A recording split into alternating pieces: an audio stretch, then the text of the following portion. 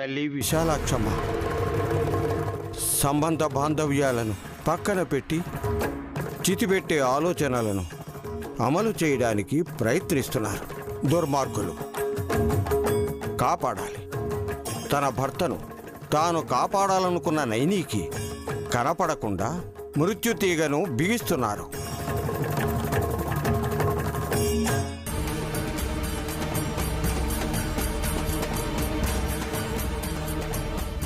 వచ్చావా నాగయ్య? విశాలాక్షమ్మకు మొరపెట్టుకునే లోపు మిమ్మల్ని పంపించింది అంటే ఆ దయామైకి తన బిడ్డలన్నా భక్తులన్నా ప్రాణమని తెలుస్తుంది. వెళ్ళు. నైని కంట పడకుండా చేస్తున్న కుట్రను భగ్నం చేయి. నేను కూడా వస్తాను.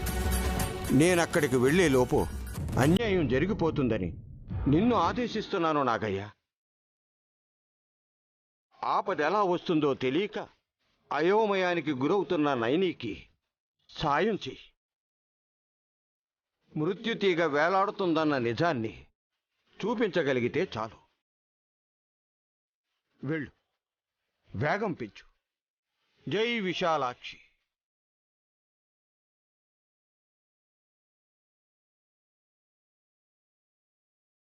జగజ్జనని, నోరు లేని మూగజీవాలు పుణ్యకార్యాలు చేస్తూ ఉంటే మానవులు మాత్రం పాపాలు చేయడానికి జన్మను దుర్వినియోగం చేసుకుంటున్నారు.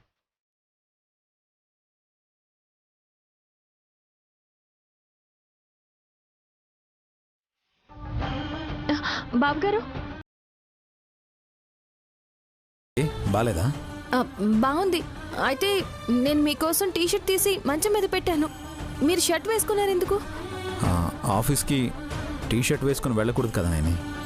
మీటింగ్ ఉందని చెప్పాను, మర్చిపోయావా? గుర్తుంది, కానీ కానీ Naini, what happened? Any problem? చెప్పదు వేష్. తను మాత్రం కంగారు పడుతూ ఉంటుంది. పిల్లల్ని ఆడుస్తున్న మా దగ్గరకు వచ్చి వెంటనే మీరు రూమ్లో రెడీ అవుతున్న బాబు గారిని ఆఫీస్కి వెళ్లకుండా అడ్డుకోవాలంది. కారణం అడిగితే మీరలా చేస్తే మంచి పని చేసిన వారవుతారంటుంది, కానీ వివరంగా చెప్పేంత టైం లేదని, ఈలోపు నువ్వెక్కడ కారెక్కేసి వెళ్ళిపోతావోనని తెగ కంగారు పెట్టేసింది వేష్ మీ ఆవిడ. నైని, ఏమైంది? ఏం లేదు బాబుగారు. ఈరోజు మీరు ఆఫీస్కి వెళ్లకుండా ఇంట్లోనే ఉంటే బాగుంటుంది. మీటింగ్కి వెళ్లకుండా ఇంట్లో ఉండి ఏం చేయను? పిల్లలతో ఆడుకోండి. చూడండి, ఇందాక మీరు ఎక్కడున్నారా అని అటు ఇటు దిక్కులు చూస్తూనే ఉంది గాయత్రి. గానవి కూడా మీరెత్తుకుంటే అలాగే భుజం మీద నిద్రపోతుంది. తీసుకోండి బాబుగారు, పిల్లలు తీసుకోండి. నైని ఆగు, రిలాక్స్. బాబుగారు. నైని రిలాక్స్. ఇటు చూడు నైని, ఇటు చూడు. నన్ను చూడు, నన్ను చూడు.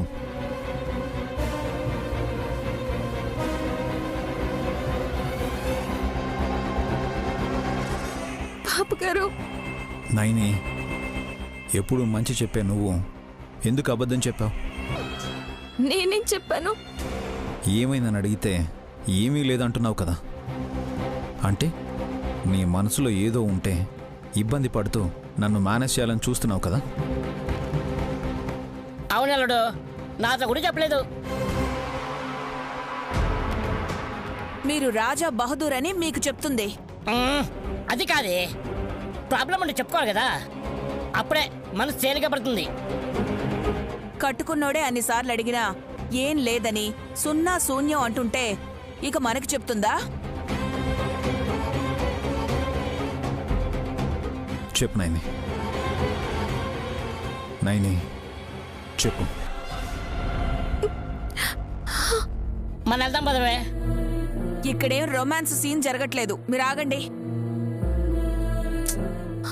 నైని చెప్పు. బాబుగారు,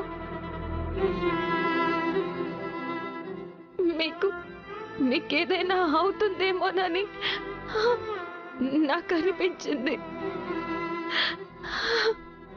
కలగన్నావా? కుడికన్నా అదిరిందా?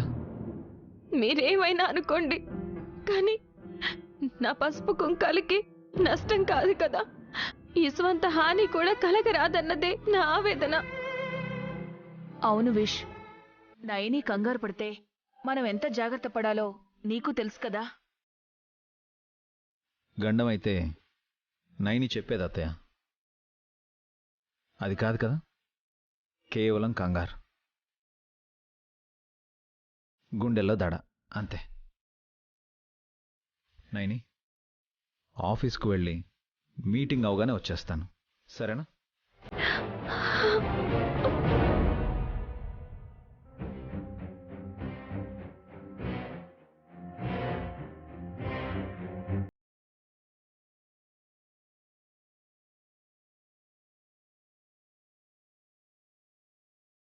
ఏంటి మమ్మీ, ఎవరూ రావట్లేదు? అందరితో పనిలేదురా. విశాలొక్కడు వస్తే చాలు, పోతాడు ఆఫీస్కా? పైకి. అరే, మెట్లు దిగి పైకి మళ్ళీ పైకి ఎందుకు వెళ్తాడు? రే, వాడు మర్చిపోవడం కాదురా, ఇవాళ చచ్చిపోవడం. తీగ కట్టిందే అందుకు కదా. ఎస్, అందుకే కదా ఇలా చాటుగా నక్కి చూస్తున్నాం. మరెందుకు నీ మూర్ఖత్వంతో నన్ను విసిగిస్తున్నావు?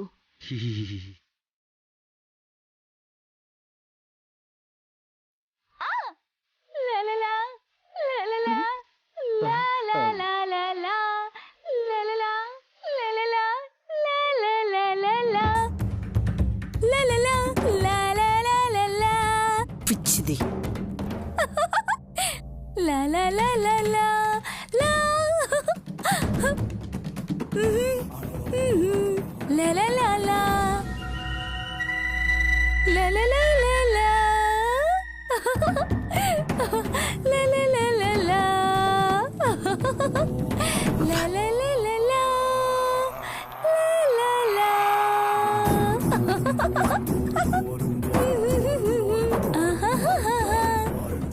ఎవరూ లేకపోయేసరికి నీ పెళ్ళాం ఎలా డాన్స్ చేస్తుందో చూడు.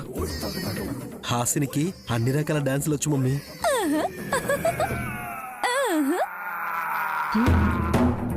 ఆ తీగ దగ్గరికి పోతే దాని శవం ముందు నువ్వు డాన్స్ చేయాల్సి వస్తుంది. అయ్యో, అవును కదా. రే, విశాల్ వస్తున్నాడు.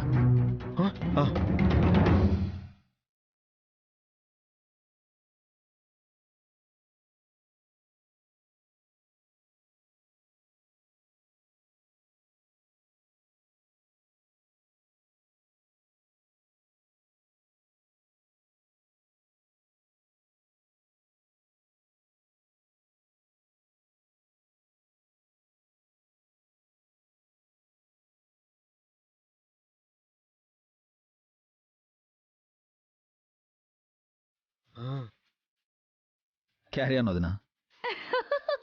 ఊరికే ఎవరూ లేరు కదా అని కాస్త వార్మప్ చేశాను.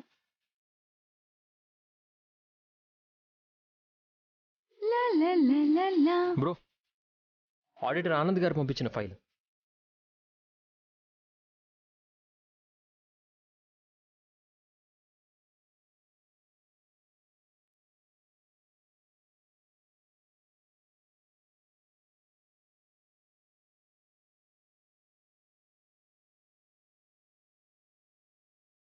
ఆపద ఆనవాళ్లు ఎక్కడ కనిపించడం లేదు.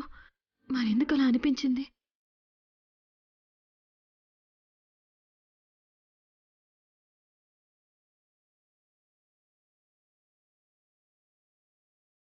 రే వల్లభ, నైని అటు ఇటు చూస్తూ మనల్ని ఇక్కడ చూసిందంటే అనుమానిస్తుంది. ఏమీ తెలియనట్టు జాయిన్ అయిపోదాం పదా.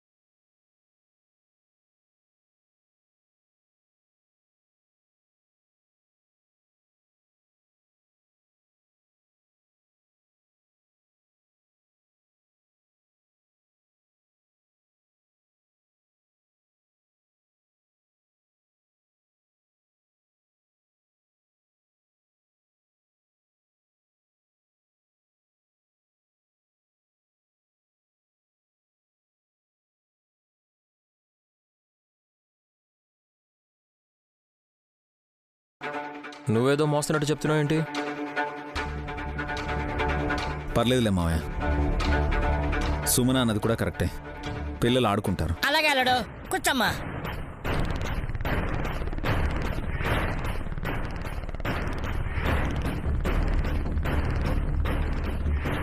ఏంటి విశాల్, ఆడిటింగ్లో తప్పులు తడకలున్నాయా? అంతసేపు చూసావు? ఏం లేదమ్మా, క్రాస్ చెక్ చేస్తున్నానంతే. మిస్టేక్స్ ఎందుకుంటాయి అత్తయ్య? మీరు పాలించేటప్పుడు నీళ్లలా పొర్లేవి పాపాలు. హే, ఎవరో చేసిన తప్పుల్ని మా మీదేస్తావా?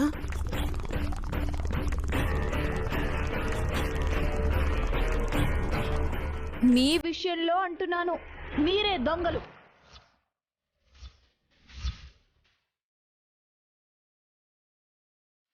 అని నేను అన్నానా? అనలేదే.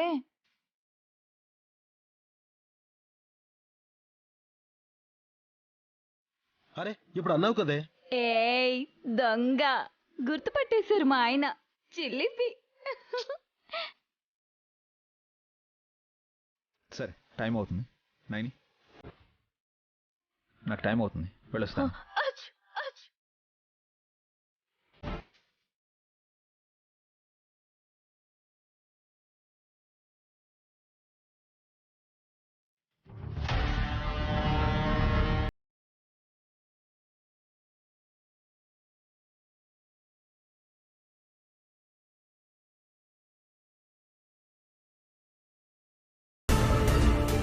అదేంటక్క,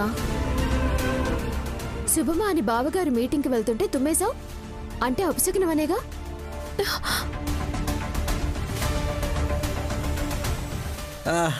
అంతేగా. రేయ్, నువ్వు నోరు మూసుకోరా. కంపెనీ అభివృద్ధికి దోహదపడే మీటింగ్లకు వెళ్ళేటప్పుడు తుమ్మినా దగ్గినా వాటిని ఖాతరు చేయకూడదు.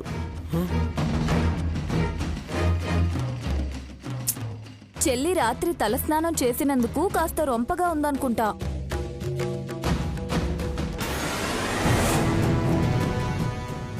అదేం కాదే హాస్, విష్కేదైనా ప్రాబ్లం వస్తుందేమోనని నయని కంగారు పడుతోంది.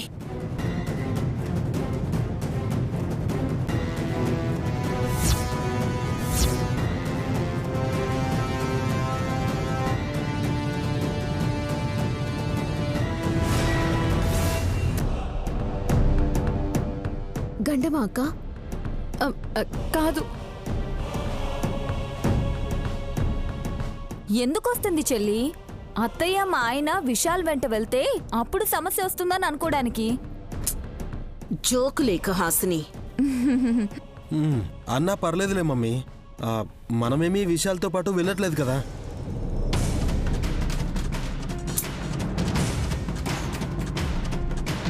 నైని, కంగారు పడొద్దు. అనుకోని ఆపద ఏదైనా వచ్చినా నువ్వు చెప్పేస్తావు. చెప్పలేకపోతున్నావంటే నా జాతకంలో దోషం ఉందని తెలుసుకున్నాక నువ్వు ఇలా కంగారు పడుతున్నావని నాకు అర్థమైంది. Nothing to worry. Bye. Bye నాన్నా. బాయ్ అమ్మా.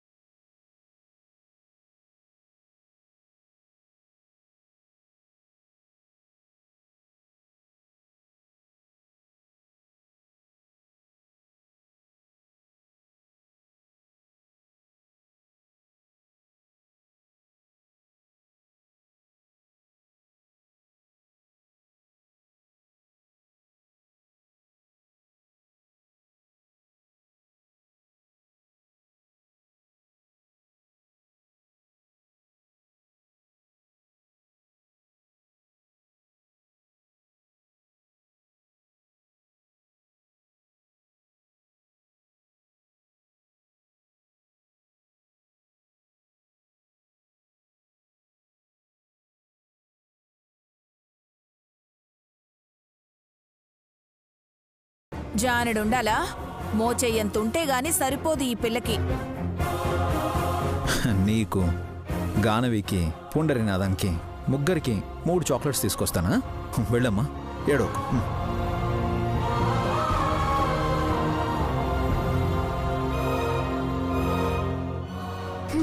కన్న కూతురి కన్నా దత్తపుత్రికకే ప్రేమ ఎక్కువ అనుకుంటా.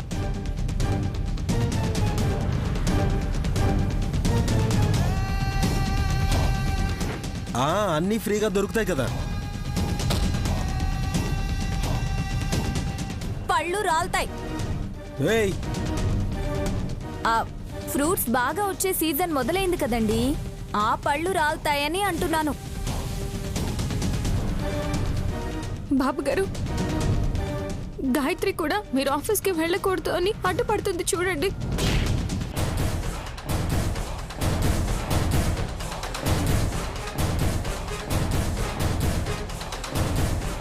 చిన్నపిల్ల మారం చేస్తే నువ్వు ఇలా చెప్పి బిజినెస్ పనిని ఆపేస్తావేంటినాయిని?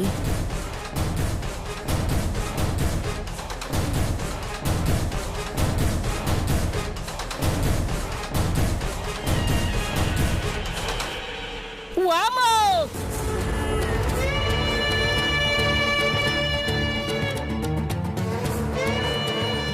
ఏమైంది మావయ్య? పామొచ్చిందలడు.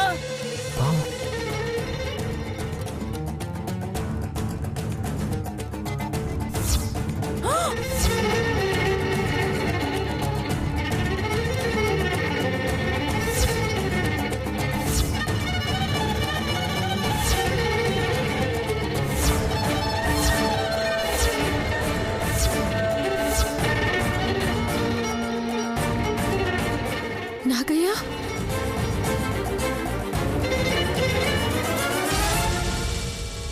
గాయత్రి లాగా నాగయ్య కూడా ఎదురొచ్చాడా?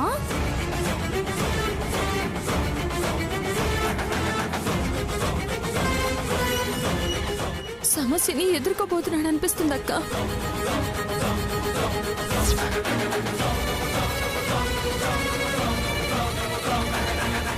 ఎక్కడికెళ్తోంది పావు?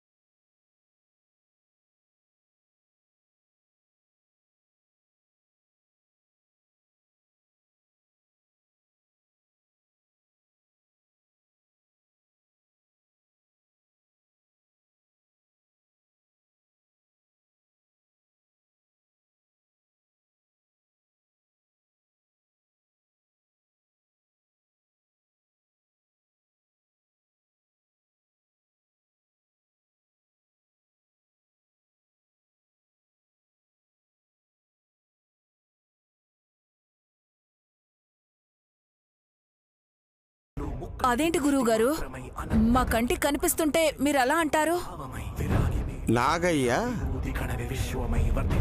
మీ కంటికి కనిపించకుండా ఉన్న తీగను చుట్టేసుకుని ఉన్నాడు.